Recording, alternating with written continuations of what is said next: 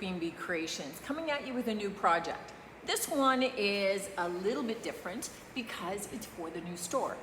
Now, we have tons of space and I have tons of things that I need to display, from paint and brushes right through to all the home decor items. I don't, however, have a lot of money for display cases. So I'm going to have to make do with a lot of found items. And that's what today's project is about. As always, hit like, hit subscribe, help a girl out. But today what we're looking at doing is fixing up this old spool left over at a construction site and this old, really kind of ratty table that had been out in somebody's backyard for pretty much forever. This isn't a good enough piece to just paint on its own and potentially sell, but it doesn't mean that it doesn't have its uses. So my plan is it just happens to fit perfectly up on top here, which gives me a bit of a tiered look. So a bit of a layered look that I can use to display multiple items, certainly different paints, whatever it happens to be. But it's kind of a little too rustic. I'm gonna go rustic on it, but that's a little too rustic for me, and we want them to look a little bit cohesive.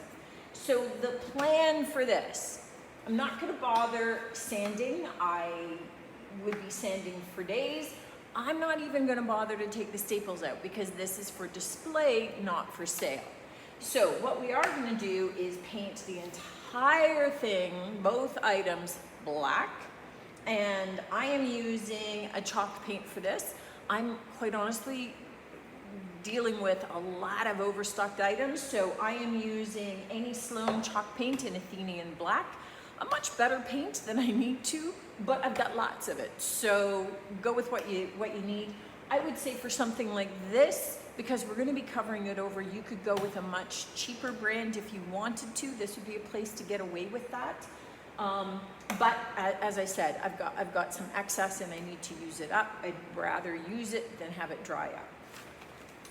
I am then going to be mixing up some milk paint, and I happen to have this Homestead House milk paint, which is Canadian lime, on hand. Gotta tell you, it's about 9 years old, so I'm definitely using up some old stock before I start looking at bringing in some new paints. So we'll get into that, but the first step is going to be getting the black on.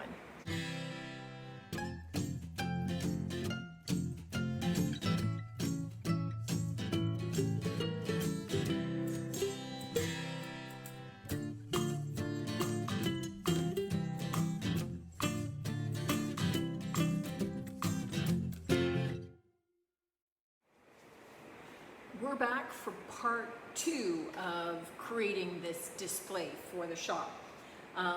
This has all been painted black. This is the base, and so is the little table in behind me. We're just about to mix up the milk paint. Now, because I want the chippy look on this, I would like to see some flakes, old milk paint, so we'll see if it does it or not.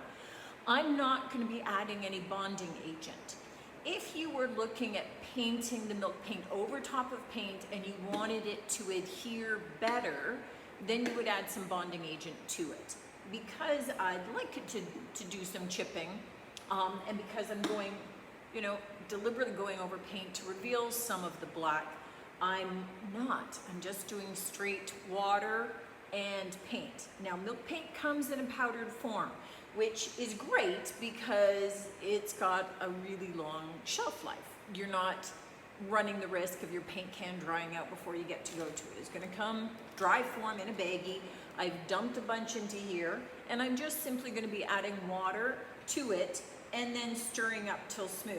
Now, you could, typically you're gonna be using this in a 1-to-1 ratio. So 1 part milk paint to 1 part of water.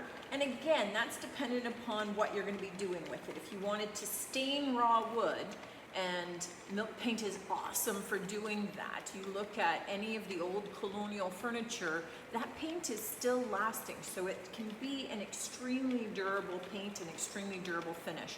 But the thickness that you're after is really milk. No other way to put it. You can use an immersion blender for this, which would allow you to get rid of any of the lumps. Because I'm going to be sanding afterward, I'm not too worried about the lumps because they're just going to sand off. So not a big deal. So for this stage, I'm just going to keep stirring and mixing, and I'll meet you back when we start to apply it. And here we go.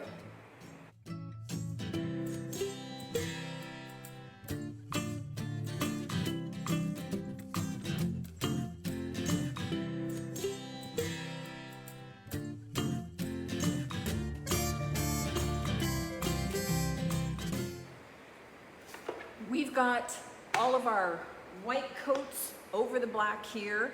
I did do probably about 2.5 coats. I gotta tell you, this wood really, really dry. I mean, this one, obviously, the spool was raw wood, hadn't been sealed. The black definitely soaked right into the wood. So did the white on top of it. So this was a super old piece, been out in somebody's backyard and stored up in their garage rafters for a long time, equally as dry, equally as thirsty, which I think is why I did not get any chipping. But we are going to do a lot of distressing, highlight some of the black coming through before we get to the sealing stage. So handy sander, we've got 180, so pretty rough because these are pretty rough. And I just want to be able to smooth it out a little bit, get some of the black showing through. It's going to be what it's going to be. Now's when it gets noisy. Now's when it gets noisy.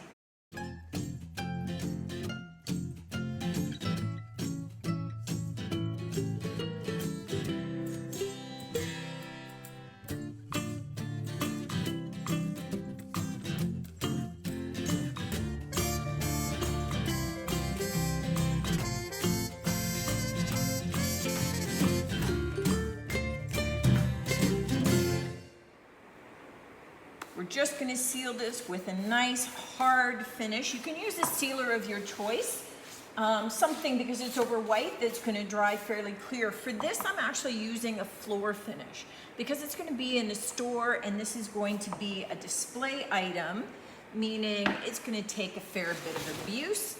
I'm actually using a Varathane Nano Defense in matte, so it looks pretty natural going on, but it's for use on floor, so it's going to be able to hold up, take a lot of abuse.